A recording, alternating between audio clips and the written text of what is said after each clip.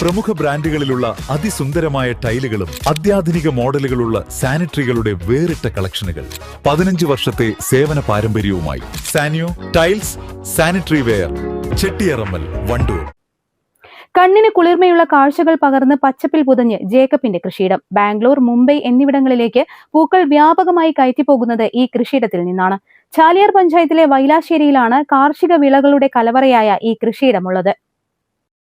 കോട്ടയം കോടതിയിലെ മുൻ അഭിഭാഷകനായിരുന്ന കുറ്റിപ്പുറത്ത് KV ജേക്കബിന്റെയും ബിൻസി ജേക്കബിന്റെയും കൃഷിയിടമാണിത്. മലയോര മേഖലയിലെ കർഷകർ കാർഷിക രംഗത്ത് നിന്ന് പടിയിറങ്ങുമ്പോഴാണ് ജേക്കബ് പൊന്നു വിളയിക്കുന്നത്.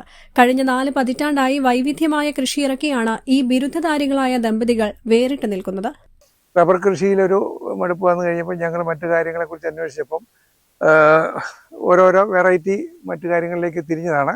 അതിലൊന്നാണ് ഇപ്പോൾ ഈ പൂക്കൃഷിയും അതോടൊപ്പം തന്നെ ഫലവൃക്ഷങ്ങളുടെയും ഒക്കെയുള്ള എല്ലാ തരം കൃഷികളും ഞങ്ങൾക്ക് ഇവിടെയുണ്ട്. പൂവിൻ്റെ തന്നെ വേറെ വെറൈറ്റി ഉണ്ട്. ചെണ്ടുമല്ലി അങ്ങനത്തെ പലതും ഞങ്ങളിവിടെ നോക്കിയിട്ടുണ്ട്. അപ്പോൾ ഏതായാലും കൂടുതൽ നീണ്ടു നിൽക്കുന്നതും നമുക്ക് മാർക്കറ്റ് ചെയ്യാൻ പറ്റുന്നതായ ഒരു കൃഷിയായിട്ട് ഹെലിക്കോണിയെ കണ്ടു. പക്ഷേ അത് ചെറിയ രീതിയിൽ നമുക്ക് കൃഷി ചെയ്യാൻ പറ്റില്ല. കാരണം എന്ന് വെച്ച് കഴിഞ്ഞാൽ കുറച്ച് ഏരിയ വേണം. അതിൻ്റെ ഓർഡർ വരുമ്പോഴത്തേനും നമുക്ക് മീറ്റ് ചെയ്യാൻ വേണമെങ്കിൽ അതിൻ്റെ ഏരിയ വേണമെങ്കിൽ ഇൻവെസ്റ്റ്മെൻറ്റ് കൂടുതൽ വേണം. ഏതായാലും ഞങ്ങൾ നല്ലൊരു ഇൻവെസ്റ്റ്മെൻറ്റിൽ ഇത് തുടങ്ങി റിസ്ക് എടുത്താൽ ചെയ്ത് എങ്കിലും പിന്നെ നമുക്ക് വെള്ളത്തിൻ്റെ ആവശ്യമുണ്ട്. അങ്ങനെ ഇതെല്ലാം നല്ലൊരു ഇൻവെസ്റ്റ്മെൻറ്റ് വേണം. അതിനുള്ള സോഴ്സ് ഉണ്ടായിരുന്നതുകൊണ്ട് നമ്മൾ ആ കാര്യങ്ങളൊക്കെ ചെയ്തു.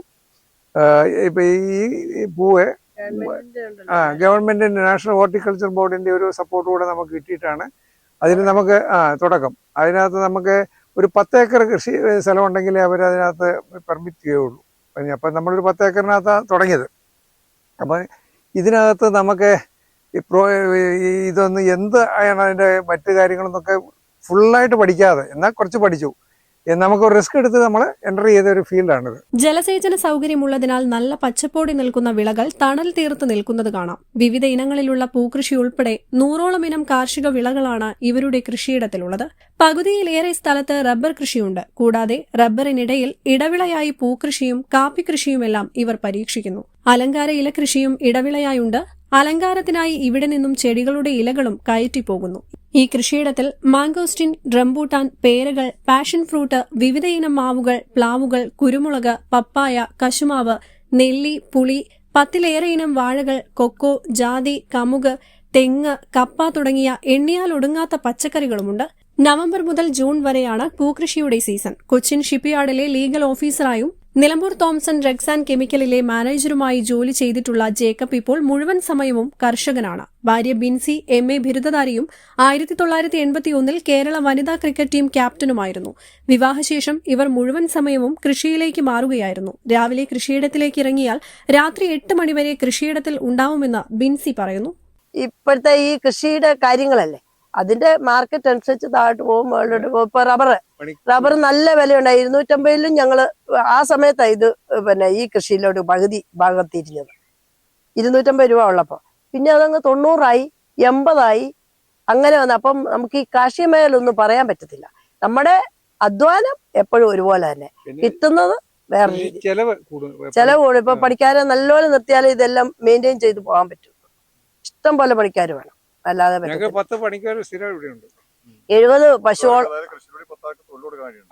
ഉണ്ടുണ്ട്. ഇഷ്ടം പോലെ പേര് ഇവിടെയുള്ള അടുത്തുള്ള ആൾക്കാരെല്ലാം ആദ്യകാലം തൊട്ട് ഇത്രയും വർഷമായിട്ട് എല്ലാരും നല്ല അഭിവൃദ്ധിയിലേക്ക് പോയി. അവരുടെ മക്കളെല്ലാം എഞ്ചിനീയർ ആയിട്ടും മറ്റതായിട്ടും എല്ലാരും ആരും മോശക്കാരായില്ല. ഉണ്ട്. പിന്നെ അവര് രാവിലെ കണ്ണും തുറന്ന് ഇങ്ങോട്ട് വരുന്ന ഇതിനകത്തോട്ടാ പിന്നെ പോകുന്നത്. അപ്പം 7 ദിവസം അവർക്ക് പണിയാ. 7 ദിവസവും പണിയാ. അവര് വരാത്ത കുഴപ്പമേ ഉള്ളൂ. നമ്മളായിട്ട് ഇല്ല എന്ന് പറയത്തില്ല. ഞങ്ങൾക്കില്ലേലും അവർക്കുണ്ട്. ഉണ്ട്. ഞങ്ങൾക്കില്ലേലും അവർക്കുള്ളത് ശരിയാഴ്ച ആകുമ്പോൾ നമ്മൾ റെഡിയാക്കി കൊടുക്കും. അങ്ങനെയാണ് ഞങ്ങളുടെ ഇതുവരെയുള്ള. പിന്നെ 10-7 പശുക്കളുണ്ടായിരുന്നു. 10-15 പശുവിനെ ഒരുമിച്ച് ഞാൻ കറന്നിട്ടുണ്ട്. പിന്നെ മിൽമയിലെല്ലാം ഫസ്റ്റൊക്കെ കിട്ടിയിട്ടൊക്കെ ഉണ്ട്. പൂക്കൃഷിക്കുൾപ്പെടെ വെള്ളം ലഭ്യമാക്കാൻ നിലവിൽ 4 കുളങ്ങളുണ്ട്. ഈ കുളങ്ങളിലായി 1 കോടി ലിറ്റർ വെള്ളമാണ് ശേഖരിക്കുന്നത്. അഞ്ചാമത്തെ കുളത്തിന്റെ നിർമ്മാണത്തിലുമാണ്. വാട്ടർ ഗൺ ഉപയോഗിച്ചാണ് ജലസേചനം നടക്കുന്നത്. കൃഷിയിടങ്ങളിലേക്ക് കാട്ടാനകൾ, കാട്ടുപന്നികൾ, കുരങ്ങുകൾ, മുള്ളൻ പന്നികൾ ഉൾപ്പെടെ എത്തി കൃഷി നശിപ്പിക്കുന്നുണ്ട്. എന്നാൽ നഷ്ടപരിഹാരം ഒന്നും ലഭിക്കുന്നില്ലെന്നും ഇവർ പറയുന്നു. ഞങ്ങളെ കൃഷിക്ക് തുടങ്ങിയാലും ഞങ്ങളെ നിരുത്സാഹപ്പെടുത്തുകയും വിഷമിപ്പിച്ച വലിയൊരു പ്രശ്നം ഇവിടുത്തെ വന്യമൃഗശല്യമാണ്. അതായത് കഴിഞ്ഞ 2 വർഷങ്ങൾക്ക് മുമ്പ് ഇവിടെ യാതൊരു പ്രശ്നമില്ലാത്ത ഈ ചാലിയാർ മേഖല, അതുപോലെ തന്നെ നിലമ്പൂര് മറ്റു സ്ഥലങ്ങളിൽ ചിലർക്കൊക്കെ ഉണ്ടായിരുന്നു. പക്ഷെ ചാലിയാറിലെ ഈ കഴിഞ്ഞ 2 വർഷങ്ങളായിട്ടാണ് ആന ഇവിടെ വന്നുകൂടി 2, 3, 4 ഇപ്പം 6 ആന വരെ ഉണ്ടെന്നാണ് പറഞ്ഞത്. അതിനെ ഇവിടെ നിന്നൊന്ന് ഡ്രൈവ് ചെയ്ത് മാറ്റാനായിട്ട് ഇവിടെ വന്ന് കൂടി കൃഷി സ്ഥലത്തോട്ട് രാത്രിയാകുമ്പോൾ ഇറങ്ങി മുഴുവൻ നശിപ്പിക്കുക. ഞാനൊരാഴ്ചയിൽ ഒരു ലോഡ് വാഴ കൊല, ഈ പലവാഴകളുടെ കൊല കൊണ്ട് കൊടുത്തുകൊണ്ടിരുന്നത് ഇപ്പം എനിക്ക് ഒരെണ്ണം പോലും കൊടുക്കാനില്ല. അതുപോലെ മുഴുവൻ വാഴ നശിപ്പിച്ചു. കവുങ്ങ്, ഒരുപാട് കവുങ്ങ്, എനിക്ക് ഇവിടെ ഇതുകൂടാതെ വേറെ സ്ഥലം കൂടി ഉണ്ട്, അവിടെയാണ് കൂടുതൽ ശല്യം. ഇവിടെ ഇടയ്ക്കിടയ്ക്ക് വരും. അവിടെ കവുങ്ങ്, തെങ്ങ്, മറ്റുള്ള ഇതെല്ലാം വന്ന് ദിവസവും വന്ന് 2 ദിവസം കഴിഞ്ഞാൽ പിന്നെ 2 ദിവസം കാണുകയില്ല, പിന്നെയും വീണ്ടും വരും. അങ്ങനെ ഈ ഏരിയ മുഴുവൻ അഫക്റ്റഡ് ചെയ്യുക. ഞങ്ങളുടെ ഇവിടുന്ന് പന്നിയെ ഞങ്ങൾ വലിയ പന്നിയുടെ ശല്യമുണ്ട്. അപ്പം ഞങ്ങൾ ഇവിടെ പഞ്ചായത്തിൽ നിന്ന് പന്നിയെ വെടിയൊക്കെ വന്ന് ഇവിടെ തന്നെ 14 പന്നിയെ വെടിവെച്ച് അതിൻ്റെ ഫോട്ടോയൊക്കെ അന്ന് പത്രത്തിലുണ്ടായിരുന്നു.